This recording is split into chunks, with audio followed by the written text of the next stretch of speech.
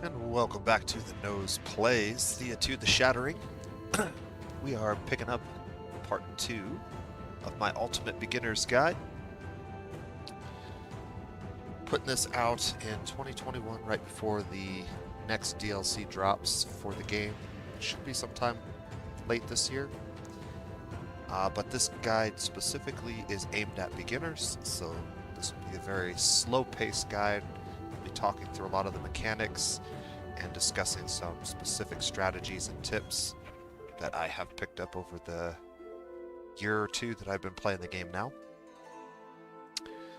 This is in no way an expert guide, but there's a lot of good advice. So if you're new to the game, or even if you're a veteran of the game, you might pick up some new tips, some things that you didn't know about. So let's go ahead and get into it. We'll be continuing the game that we started last week, playing as the Chosen of Stribog.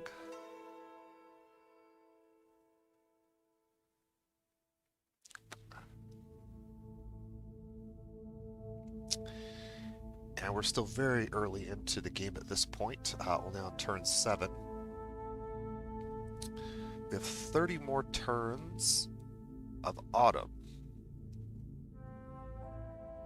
And as I pointed out, the first season on normal difficulty is always going to be autumn unless you change it.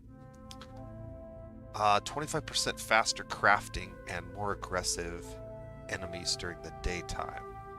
Random monsters wandering around. You really need to make sure that you're taking advantage of this seasonal effect at the beginning of the game, which we totally plan on doing, and we already have to some effect.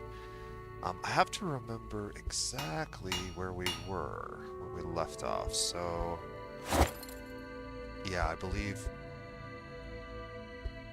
we crafted a couple of really light but effective gathering tools for low-level characters.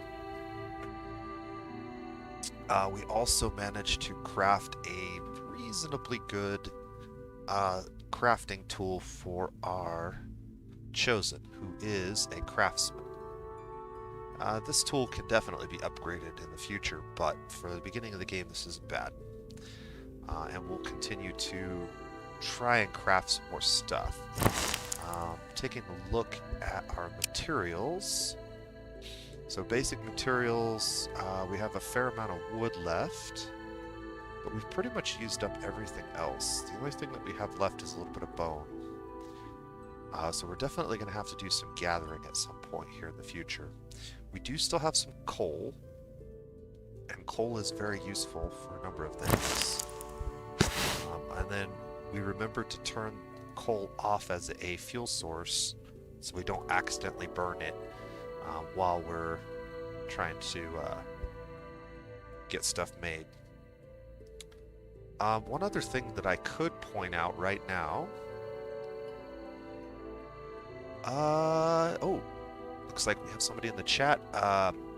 Ximify asks, did you play the first one? If so, then what did you think about the comparison? Actually, I never did play Thea the Awakening, so I never got a chance to play the first game.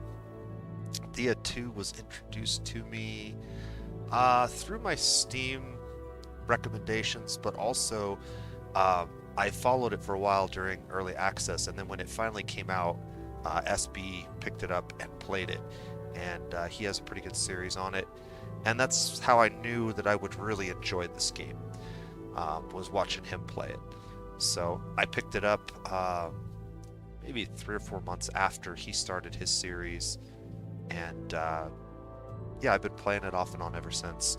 So I don't really have much information on the comparison to the first game. I've heard there's some big differences, and some people really like the old game a lot better in some ways, but I just don't have any experience with it to know. So I really like this one though, so I am very happy with it so far. As I was saying, one thing that we could do, so right now, we talked about this briefly at the end of the last video, I believe, but we have 1, 2, 3, 4, 5, 6, 7 food sources. And what that means is every turn, everybody in our party is going to gain 7 points of morale.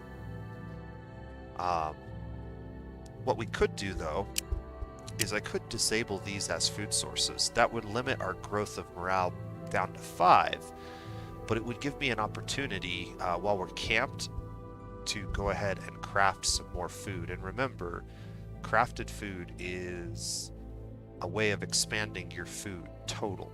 So for every 8 units of mats that you use to craft food, you'll get 12 in return typically. So it's generally worth doing that whenever you have the opportunity to. So we're going to go ahead and disable those, and you can do that just by clicking on them. You can also use these buttons down at the bottom, and it will do it to everything in your inventory. So one thing of note that's incredibly important to remember is that whenever you merge parties back together, sometimes this stuff gets goofed up, and depending on how you merge the parties, you may end up changing these effects. So you'll need to come back to this menu periodically after merging groups to make sure that they're still selected the way you want. Okay, so we're going to be doing some cooking, but I think we have our movement points, so I must have ended the turn. So we're good to go ahead and move. Another thing that happens as soon as you load the game, every single time, it always toggles this resource off. Even if you had it on during your last playthrough, it will be toggled to off. So you always have to remember to turn this back on. And then I like to go ahead and zoom in a little bit. The other thing that's interesting is at the very start of the game, even if you have characters on the map or a village or a camp like we do, they don't show up on the map during the very first turn. So it's kind of a bug, but as soon as we end the turn, you'll see a little green dot and little red dots to represent enemy units that are in our vision range. We want to come over here and do Theodore's quest. This is a pretty simple little task, and there's a decent reward for it. Unfortunately, crossing rivers takes extra movement points. So we're not going to be able to do it this turn. So I'm going to do something a little bit different. I think what we're going to do is we're going to move here, and then next turn I'm going to show you a little trick that we can use. Although, yeah, I can show you a little trick that we can use. So we're going to move to this tile. This is going to give us the opportunity to gather the topaz and the furs. Unfortunately, we can't gather both of them, but we're going to be able to gather one of them. Now, you'll notice when I come to the screen for gathering at this moment, they do not show up. And the reason they don't show up is because we have not researched them yet. So at the beginning of the game, you always start with basic research for all 6 of the basic mats. So you can gather your tier 1 resources anywhere you find them. However, in order to gather tier 2 resources, you're going to have to spend some of your advancement points. Now, we already came over here earlier and we used an advancement point to pick up vegetarian meals, so we had some new cooking recipes. But what we really want to do is we want to pick up some topaz. Topaz is really good. It is the best material for making things that are incredibly light. They don't tend to have the best stats, but they tend to be very, very light. And so that's a real big advantage within the game for some character classes and characters, specifically ones with low strength that can't have high carry weight, but still need to be outfitted with decent equipment. Let's talk a little bit about how these are broken down. So I can't really zoom in here, but I'm just going to kind of center this on the screen. So every tier 1 resource is broken into 3 unique tier 2 resources. All of these resources have a couple of things in common. first of all, they tend to have more essence than their tier 1 counterpart. So anything you build out of them is going to be slightly better. They're also going to have, in some cases, better weight capacities per essence. So you can build things that have better essence, better stats, but also don't weigh as much or maybe weigh similarly. So you have your basic tier 2 resource in the center. And this one is going to be sort of the baseline for the other two that we'll talk about. It's going to be an improved version of this. It's generally, like I said, more essence, similar or better weight in some cases. Then there is the improved version of this resource. The only difference between these two resources is that this resource has a lower weight capacity. So they have the same amount of essence. You use the same number of gems, you'll get the same item in effect.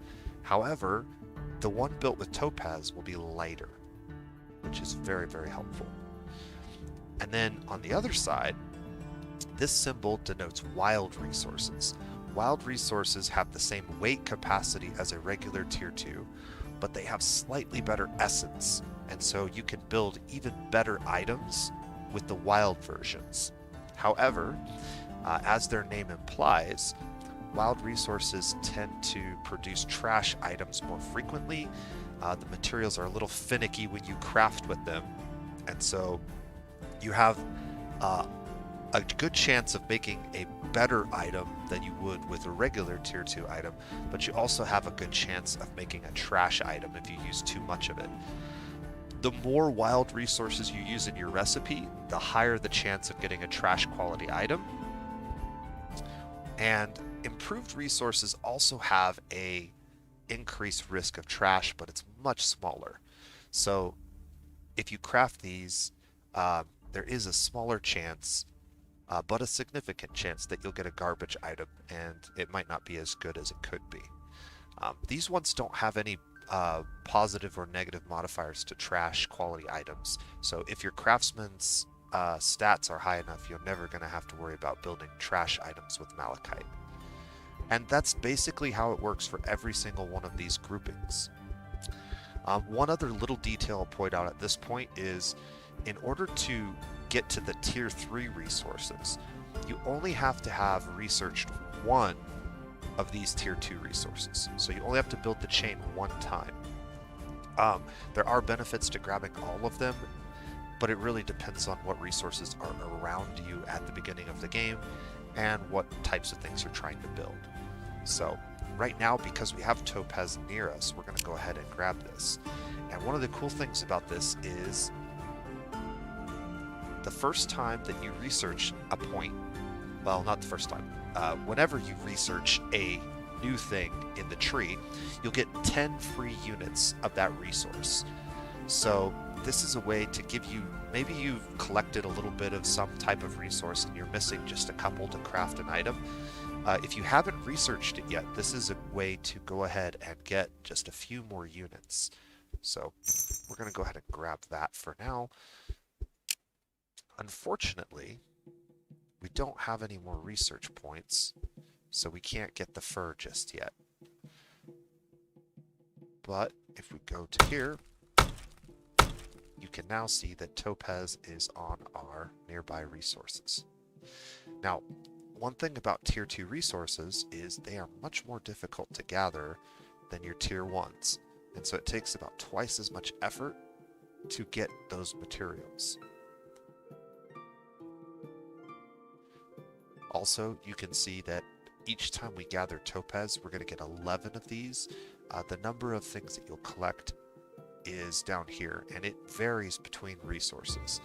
And then there's the 10 that we already picked up for researching it. So with my 2 best gatherers, it's going to take 3 turns to get 11 of these. So it's going to take us quite a few turns to collect a significant quantity of this topaz, which we do want to do. The other thing that we really need to do is we need to cook some more food. Now, remember I told you before that all these recipes are over here, and it can get a little cumbersome. This button right at the bottom, Show Possible, if you click that button, it's very helpful because anything that you can't currently craft with the materials on hand will be hidden from the list. So that narrows down my choices. And as we can see, there's only a couple of recipes that we actually can build here.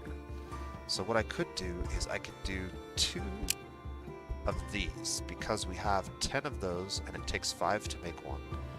And we have 5 of those and it takes 3. So actually we're 1 mushroom short of being able to do 2 of these. But I could do 1 of these. And then I think I'm going to be short here too, aren't I? Yeah. So we're only going to be able to craft 1 of these items. So let's go ahead and queue them all up. Okay, so what I'm looking for when I do this is, because we want the largest quantity of unique recipes in our inventory to build morale, I'm going to look for this number right here.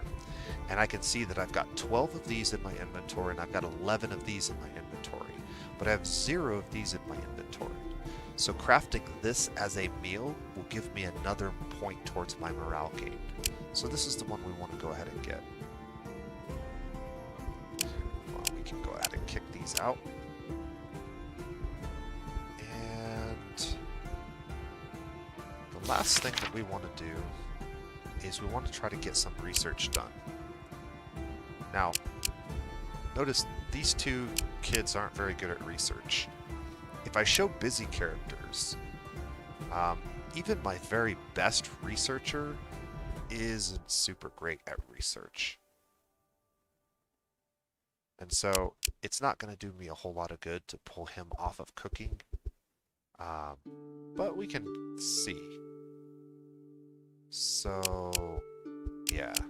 I think if I pull him off of cooking, it's still going to be 9 turns here. And it's going to require 2 turns for them. So this is the best, most efficient way we can do this for now.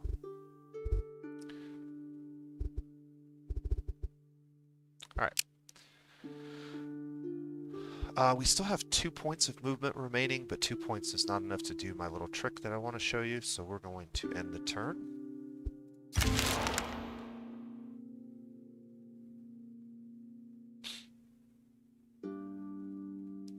Alright, you can see we've got our 12 of these, but now we're short on the food items. Because we're short on the food items, and because we don't have any way of gathering any more food right now, we might as well go ahead and add these back to the menu.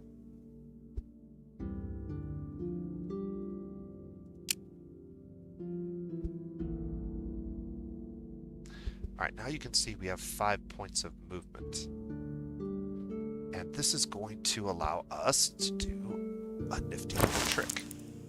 So what we can do is I can leave most of my members in the village or in the campsite, and I can send 1 person out to do some scouting.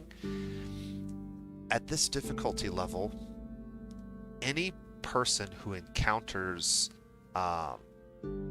something on the map, whether it's monsters or a village or a site, all the other characters within 3 tiles are able to interact with them in case there's a battle. At higher difficulties, only the characters in the tile can actually share in a combat, and at lower difficulties, I believe that expands to even further.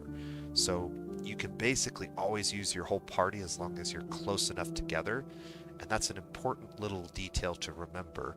But the difficulty level that you're playing on does dictate which setting or what distance that is possible. Okay, so I'm going to move just 1 character over here, and I'm going to verify that they have at least 5 movement, and you can see he actually has 6 movement, which is great. So he'll be able to get over to this area. And then go ahead and close this, and you can see he's got a no fuel alert and a no food alert, but I'm not too worried about it. So what I'm going to do is we're going to make sure that we are on Expedition 2. You can see 6 points of movement, 1 character, his current weight of items he's carrying, and his total encumbrance. So this is what he by himself is able to carry.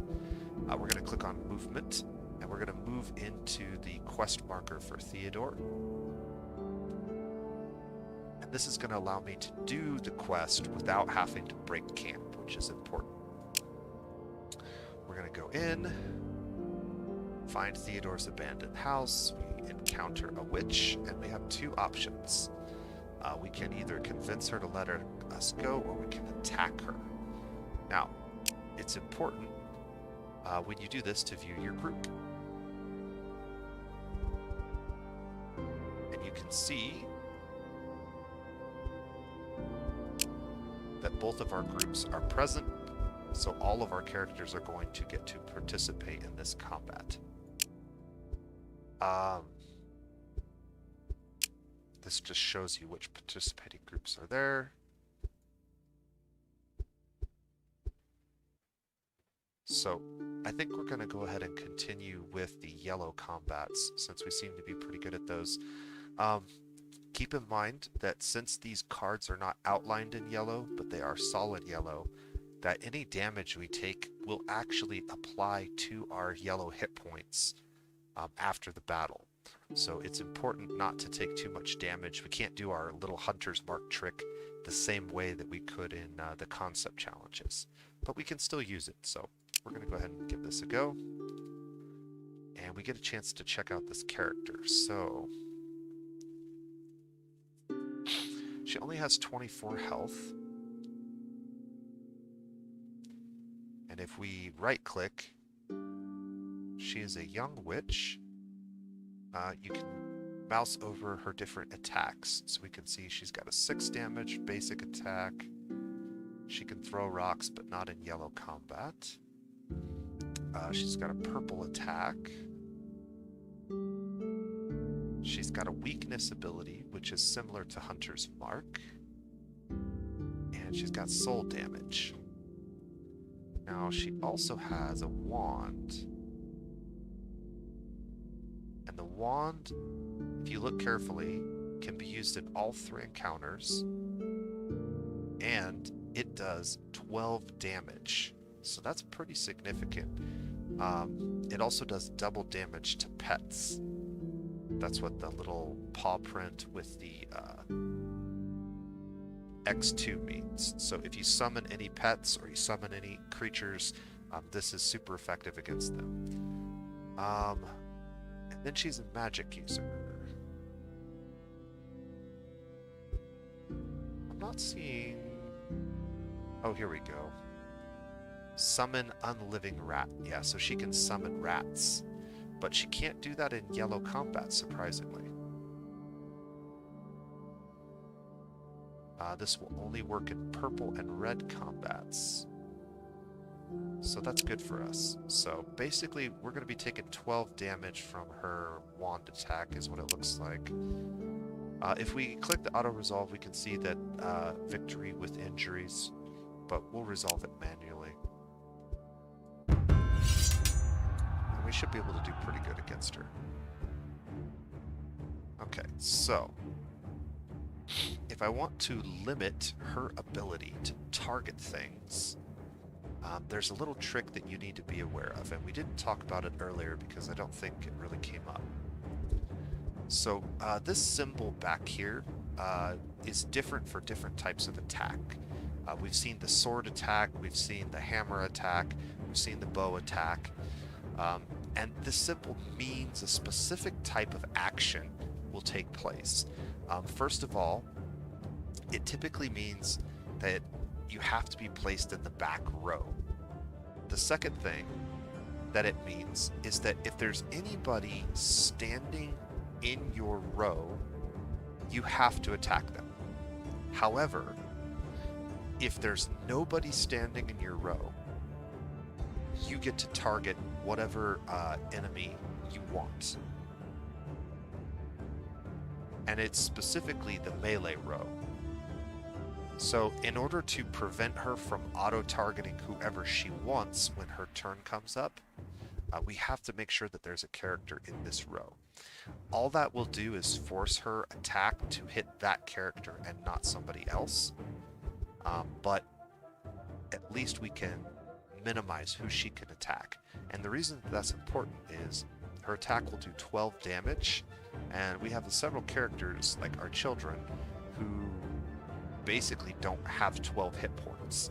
If she was able to target any character she wanted, she could clear those characters from the board with a single attack, and depending on its attack speed, which is set by this delay marker here, 12 seconds,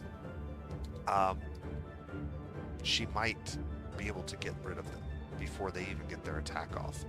So that can be a problem. What we want to do is we want to get as much damage on her as possible. And so we're going to use the hammer attack. Now, hammer attacks don't necessarily mean you're using a hammer. It's just a marker or a symbol or an icon for the specific type of targeted T-splash attack. A T-splash attack, for example, if you attack this, it will go in the 3 tiles of whatever target you hit. So it's a splash attack, it's pretty good. We want to use that, and we want to get it off as quickly as possible. So we're going to go ahead and put it here. Now if we put him here, she will be forced to target him instead of somebody else. He has quite a bit of health, but he doesn't have as much shielding as some of the other characters. So what I'm actually going to do is I'm going to put him in this tile.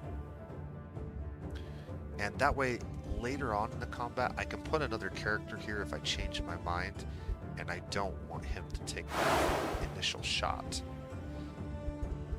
Okay, we have another point available. None of our other characters really have like decent attacks, so the only thing that they're really going to do is act as sponges. But in this case, we could use her brute force attack here, and she'll soak 6 points of the damage from this first character.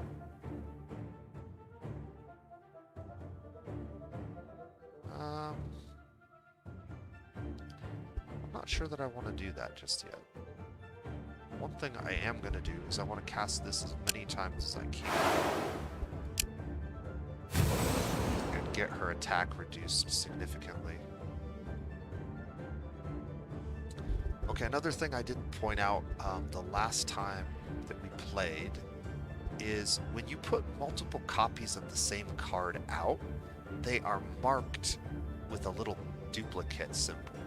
And the duplicate symbol is color coordinated so that you can identify if 2 cards are the same card or if 2 cards are just similar cards of the same type.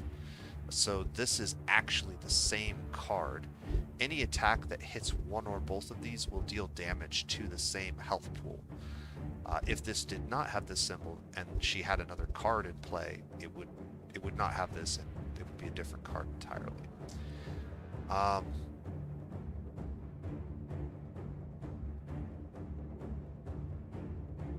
So I think what we're going to do is we're just going to put him out again. That's going to take 2 points. Then I can use Hunter's Mark again. That takes 2 points.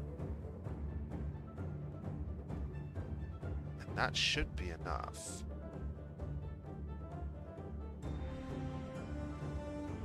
However, he could take up to 30 points of damage. So maybe that's not the best idea. Maybe we do put her out to tank.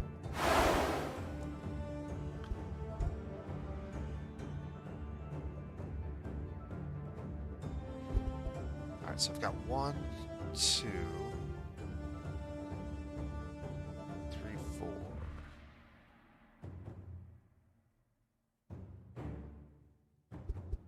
Yeah, so I'm going to save my last point.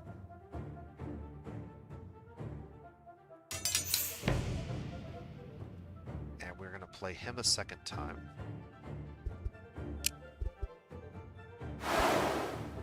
And notice I have the duplicate symbol as well now.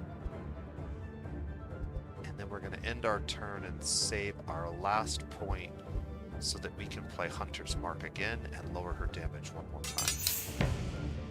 And because we're playing Hunter's Mark at the end, the delay doesn't really impact us all that much. So we got it down to 9.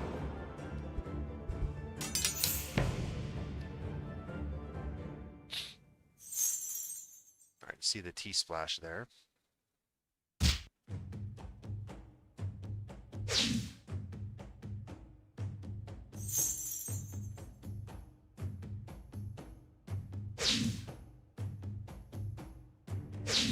Picking on her. That's what happens when they don't have anybody in front of them. But fortunately, that's the end of the combat. This character will be injured.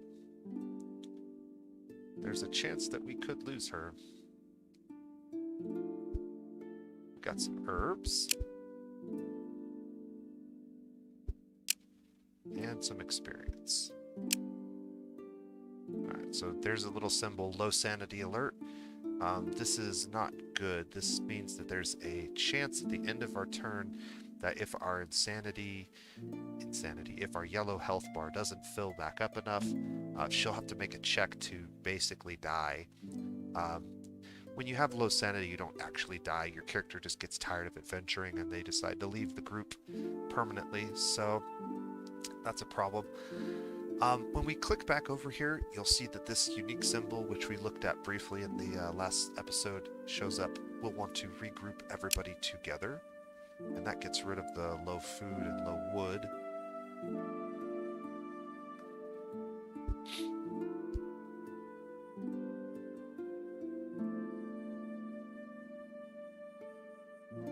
Alright, so in order to help with that, what's going to happen is she's going to consume some of her morale points. So she currently has between 50 and 59 morale. She'll consume some of those morale points and gain back some of her health. There is a cap on how many of them you can consume in a single turn, but you'll see after this turn, her portrait will drop back down somewhere, and her health bar will go up. And hopefully it's enough that we don't have to make a check to lose her. Okay, we're gonna leave them gathering. We don't have any cooking that we can do, I don't think. No.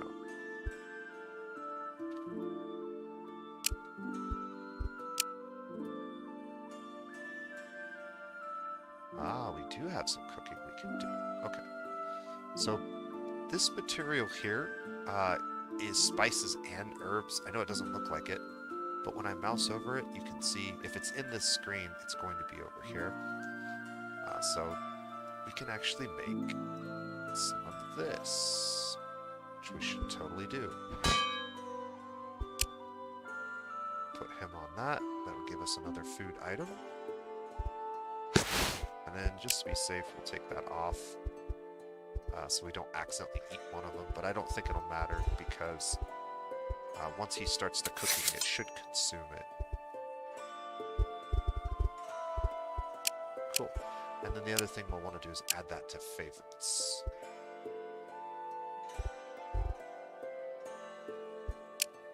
Alright. So yeah, anybody who's below 30% has to make a morale check.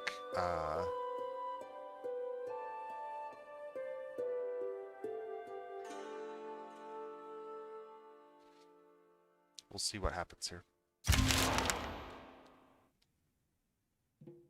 Alright, so that symbol's gone away. That means she's recovered. You can see before we did this, she was at 9 morale, so she gained 6 points. And if we go to group info, you can see that these guys all went up from this tier to this tier, but she actually bounced down here. So it'll take a couple of turns for her to catch back up with us.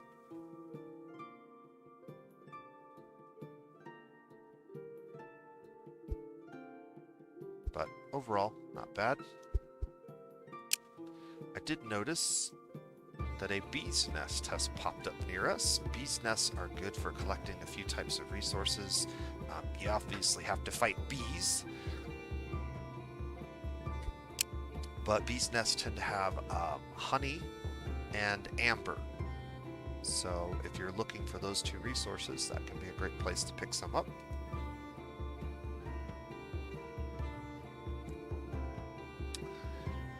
And again, we're in an interesting situation at the moment because I really need to be in a different location. We moved to this location specifically so that I could get the Theodore's quest finished, but I think I would much rather be in this location so that I could be gathering wood and topaz at the same time. Now there's a small problem with that.